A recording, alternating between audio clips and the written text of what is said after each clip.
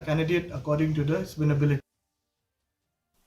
Kaseng TMC ha Meghalaya, kala Pynrem ya kaseng NPP kabla lam Khmat ya ka Sorkar MDA. Halor ki kasino bat ki Jing Khalai ba klem te kendon. Kalong ka Jing do nong ya ki samla jong ka jela. Ngikren na ka benta ban wengru ya ki an kumju. Ong UMLA ka TMC uba George B. Lingdo. Ubalaya don lang ha ka Jing ki persya kabla penlong da ka Meghalaya People Social Organization, Garo Students Union, bat ka Ribhoy Youth Organization. Persya ya ka Jing wanra ya ki kasino, bat ka Meghalaya Gaming Act ha ka jela. Haba penpau ya ka Jing sngokya uni UMLA ulaong.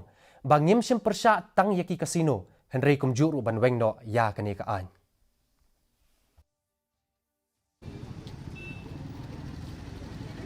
Now, this has brought a lot of contentment, and also most of the religious leaders and all the Christian groups, they are against this because it is unethical, and at the same time, it is bringing a lot of vices in the state, which will destroy the future of our youth.